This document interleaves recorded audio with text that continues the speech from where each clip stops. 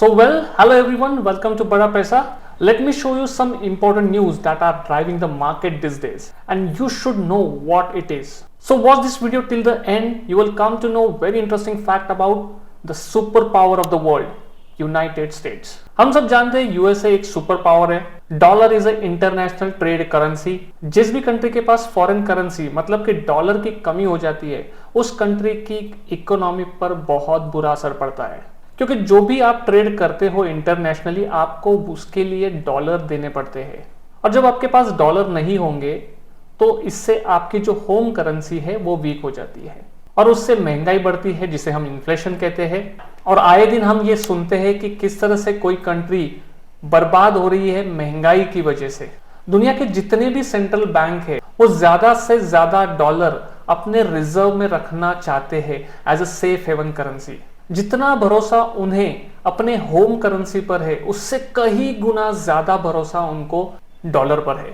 But जिस currency को हम इतना चाहते हैं उसकी होम कंट्री में क्या हो रहा है? एक बार फिर से यूएस गवर्नमेंट के सामने डेट सीलिंग का इश्यू आ गया है और उसकी वजह से ग्लोबल फाइनेंशियल मार्केट में एक अलार्म ट्रिगर हो गया है। ये डेट सीलिंग क्या है, इसको डिटेल में समझना हमारे लिए बहुत जरूरी है। इस वीडियो के स्पॉन्सर के बारे में भी बात कर लेते हैं। अब धन ऐप पर आप ट्रेडिंग व्यू के सारे features free of cost use कर सकते हो। अगर अभी तक आपने धन पर अपना फ्री डीमैट अकाउंट नहीं खुलवाया है तो नीचे डिस्क्रिप्शन में लिंक है, लिंक पे जाकर आप अपना फ्री डीमैट अकाउंट खुलवा सकते हो। सो सबसे पहले देखते हैं ये डेट सीलिंग क्या होता है। ये डेट सीलिंग क्या होता है? Debt ceiling is nothing but maximum amount that US government can borrow by issuing bonds. ये जो बॉन्ड होते हैं यूएस गवर्नमेंट के, ये बहुत ही ज्यादा सेफेस्ट माने जाते हैं बाकी सारे इंस्ट्रूमेंट से। डेट सीलिंग कब क्रिएट हुआ था? डेट सीलिंग क्रिएट हुआ था 1917 में क्रिएट हुआ था, जब वर्ल्ड वॉर 1 चल रहा था। और ये क्यों हुआ था? To make federal government fiscally responsible.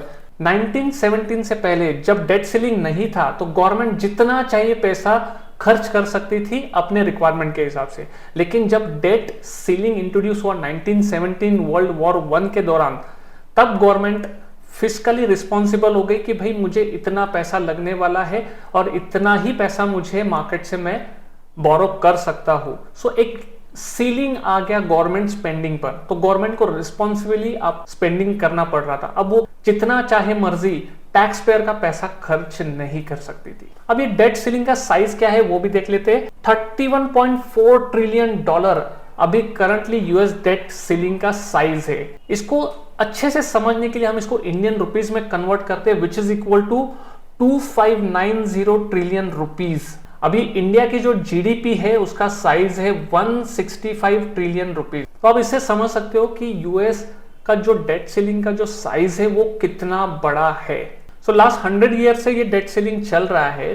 तो डेट सीलिंग का क्या इंपैक्ट होता है? जब जब डेट सीलिंग रीच होता है उसका जो लिमिट है गवर्नमेंट रेज करती है ताकि वो ज्यादा खर्चा कर सके उनके रिक्वायरमेंट के हिसाब से।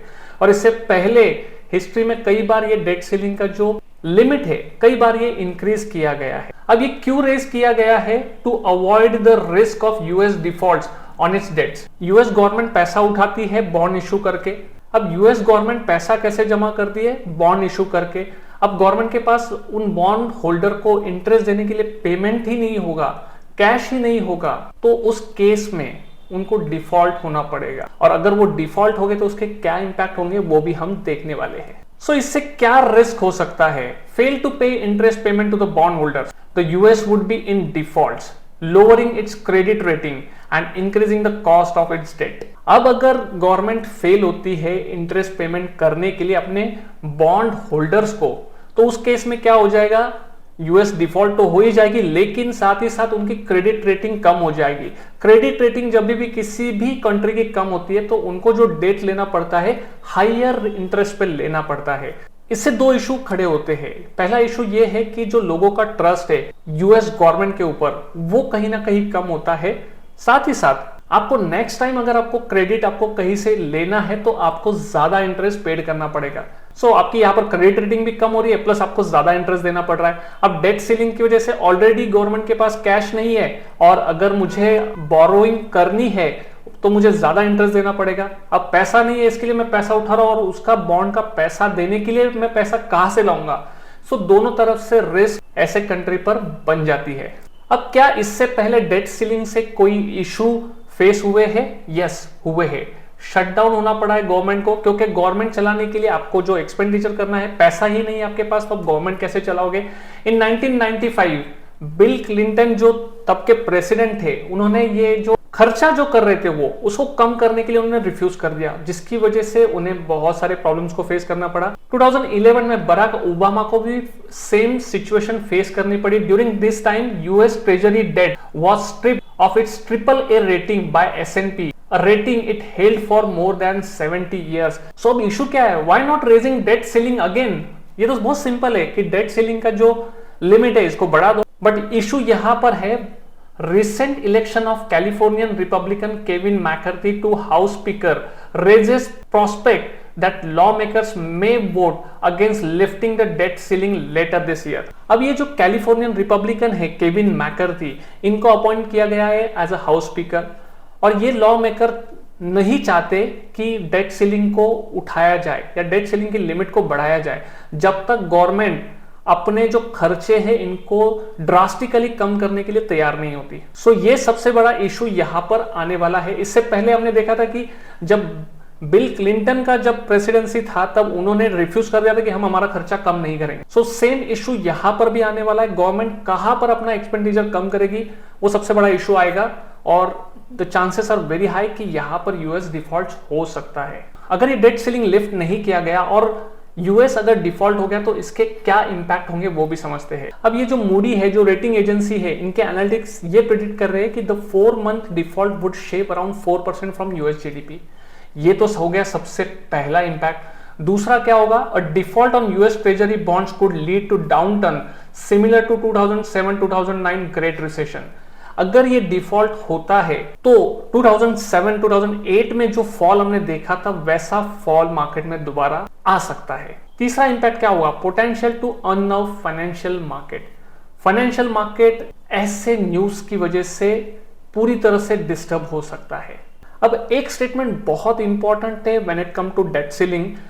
जो जेनेट एलन है, इन्होंने वार्निंग दी है कांग्रेस को। क्या वार्निंग दी है उनके वर्ड्स में हम समझते हैं। Failure to meet the government obligation would cause irreparable harm to the US economy. I respectfully urge Congress to act promptly to protect the full faith and credit of the United States. So हमने देखा कि किस तरह से ये debt ceiling financial market को disturb कर सकता है। अब सबसे बड़ा क्वेश्चन ये आता है कि ये जो डेट सीलिंग है, क्या ये लिफ्ट होगी या नहीं होगी? डेफिनेटली ये लिफ्ट तो इनको करना ही पड़ेगा, बट कितना टाइम ये लेगी और किस बेसिस पे इसको लिफ्ट किया जाएगा वो देखना इंटरेस्टिंग होने वाला है। अब ये न्यूज से एज अ ट्रेडर आपको क्या करना है वो सबसे इंपॉर्टेंट है। एज अ ट्रेडर आपको अब अपने पोजीशंस में स्टॉप लॉस को मेंटेन करना बहुत ज्यादा जरूरी है। कोई भी हेवी पोजीशन आपको ओवरनाइट कैरी नहीं करनी है। अगर ऐसा कोई ड्रामेटिक सिचुएशन आ जाता है तो in that case financial market immediate react करेंगे, ओवरनाइट रिएक्ट करेंगे और आप कुछ कर नहीं पाओगे। तो कोशिश करिए कि कोई भी हेवी पोजीशन ओवरनाइट कैरी ना करे। जो भी पोजीशन से इंट्राडे में उनको स्क्वायर अप कर ले या फिर अपने पोजीशन को हेज करे। एज अ इन्वेस्टर आपके लिए क्या अपॉर्चुनिटी हो सकती है अगर ये डिफॉल्ट होता है? तो अगर ये डिफॉल्ट होता है, मार्केट करेक्ट होते हैं, तो आपको चीपर रेट में आपको स्टॉक परचेस करने का मौका मिल सकता है। मीनवाइल आप अपने पोर्टफोलियो को हेज कर सकते हो ऑप्शंस के साथ। अगर आपके कोई हेवी पोजीशंस है तो आप उनको स्टॉप लॉस लगाइए या फिर वो पोजीशंस को हेज करके रखिए जो आपके पोर्टफोलियो को कैपिटल लॉस से बचा सकता है। सो आई होप आज का वीडियो आपको पसंद आया होगा। पसंद आया होगा तो इस वीडियो को लाइक जरूर करें और ऐसे ही इंटरेस्टिंग वीडियो देखने के लिए आप बड़ा पैसा को सब्सक्राइब कर सकते हो। So that's it from my side. I will see you in the next video. Till then my name is Nikhil Verma and I am signing off for the day. Happy trading.